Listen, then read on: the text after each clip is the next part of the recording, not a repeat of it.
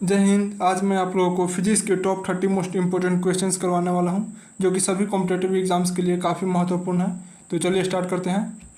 हमारे पास पहला प्रश्न है, सरल आवर्त गति में क्या स्थिर रहता है।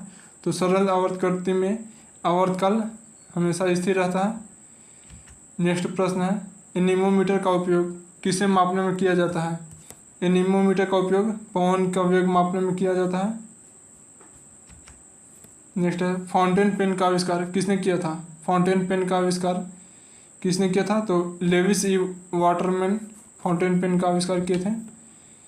जड़त्व घूर्ण और कोणीय त्वरण का गुणनफल क्या होता है।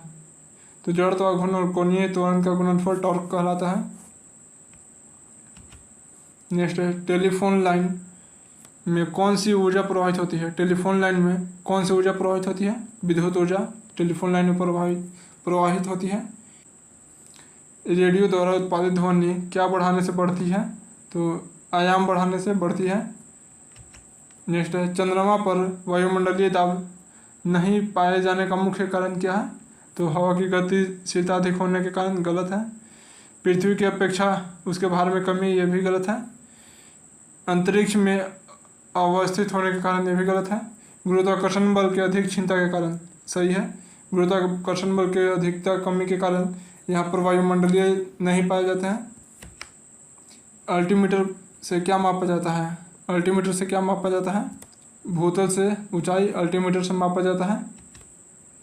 निम्नलिखित में से कौन समय का इकाई नहीं है। निम्नलिखित में से कौन समय का इकाई नहीं। तो सेकंड समय का इकाई है। प्रकाश वर्ष दूरी का इकाई है।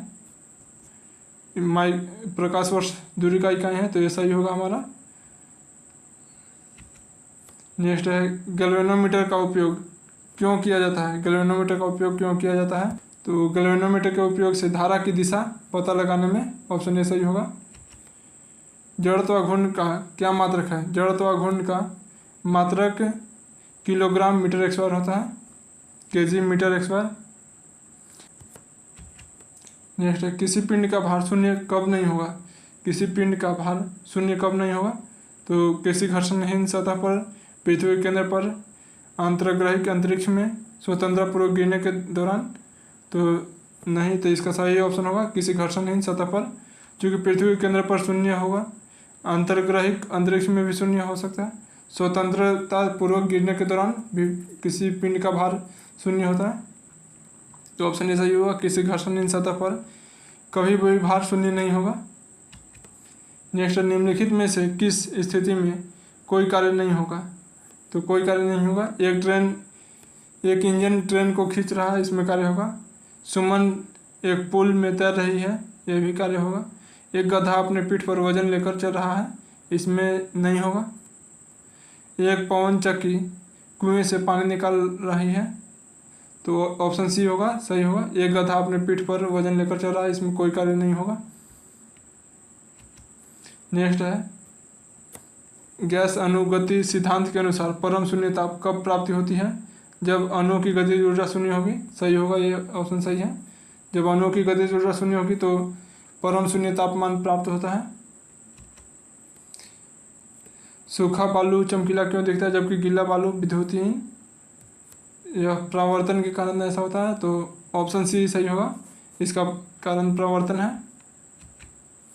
निम्नलिखित में से क्या तरंग की विशेषता नहीं है। निम्नलिखित में से क्या तरंग की विशेषता नहीं है। तो आवृत्ति विशेषता है, ये गलत होगा क्योंकि यहाँ पर नहीं पूछा है, तो आवृत्ति गलत हो जाएगा। तरंग दैर्ध्य भी विशेषता होती है, ये भी गलत होगा। माध्यम, यह विशेषता नहीं होती, यह सही होगा। और भी ऑप्शन देख लेते हैं। आयाम, यही विशेषता होता है, गलत होगा। तो आयाम, माध्यम सही होगा, जो कि तरंग की विशेषता नहीं होती है। प्रकाश का क्वांटम सिद्धांत किसके द्वारा प्रदान किया गया। प्रकाश का क्वांटम सिद्धांत प्लांक के द्वारा प्रतिपादन किया गया। नेक्स्ट है, जब कार एक घुमावदार सड़क पर मुड़ती है तो उसमें बैठे यात्री स्वयं पर केंद्र के विपरीत दिशा में एक बल महसूस करता है। यह बल किसके कारण होता है। यह बल जड़त्व के कारण होता है। नेक्स्ट है हमारे पास, जड़त्व के नियम किसके द्वारा प्रतिपादन किया गया था। जड़त्व का नियम न्यूटन द्वारा प्रतिपादन किया गया। जब बंदूक से गोली छोड़ी जाती है तो बंदूक विपरीत दिशा में धक्का लगाती है। यह न्यूटन के किस नियम का उदाहरण है। तो यह क्रिया और प्रतिक्रिया का है। तो न्यूटन का तीसरा नियम क्रिया और प्रतिक्रिया का है, उसी का यह उदाहरण है। किसी वस्तु का त्वरण किसके प्रति इकाई समय में परिवर्तन होता है? तो त्वरण वेग के इकाई समय में परिवर्तन को कहते हैं त्वरण। यदि प्रतिरोध बढ़ता है तो विद्युत धारा का मान में क्या परिवर्तन होता है? क्या परिवर्तन होगा? तो यह प्रतिरोध बढ़ने पर विद्युत धारा का मान कम हो जाएगा। तो ऑप्शन है स्थिर रहेगा, शून्य हो जाएगा, गलत है, दुगना हो जाएगा, कम हो जाएगा। ऑप्शन डी सही होगा, कम हो जाएगा। ऊनी कपड़े शरीर को जाड़े में गर्म क्यों रखते हैं? ऊनी कपड़े शरीर को जाड़े में गर्म क्यों रखते हैं? क्योंकि यह ऊन ऊष्मा का कुचालक होता है, तो यह ऊष्मा को बाहर नहीं जाने देता है। किसी विस्फोट के कारण समुद्र के तल पर बनने वाली लहरें निम्न में से क्या होती हैं? अनुदैर्ध्य लहरें बनती हैं। निम्न में से किस में गुजरते हुए प्रकाश की गति न्यूनतम होगी? तो निम्नलिखित में से किस में प्रकाश की गति न्यूनतम होगी? ऑप्शन है कांच, जल, निर्वात वायु। तो कांच में सबसे कम होगी ये चारों में से। एक अवतल दर्पण के वक्रता केंद्र पर एक वस्तु रखी जाती है, इसका प्रतिबिंब कहाँ बनेगा? तो यह अवतल दर्पण के वक्रता केंद्र पर वस्तु रखी जाती है, तो इसका प्रतिबिंब भी वक्रता केंद्र पर ही बनेगा। इसमें देख लेते हैं, इसमें कांच की न्यूनतम गति तो कहाँ अधिक कांच में होगा, जबकि अधिकतम गति किस में होगा? चारों ऑप्शन में से उसमें आप लोग को कमेंट में जरूर बताना है कि कांच, जल, निर्वात वायु चारों में से जब प्रकाश की लाइट गुजारेंगे तो किस में इसका वेग अधिकतम होगा, गति अधिकतम होगा? तो आप लोगों को जरूर कमेंट में बताना है। चलते हम नेक्स्ट पर। निम्नलिखित में से क्या आर्किमिडीज के सिद्धांत पर आधारित नहीं है? आर्किमिडीज के सिद्धांत पर क्या आधारित नहीं है निम्नलिखित में से?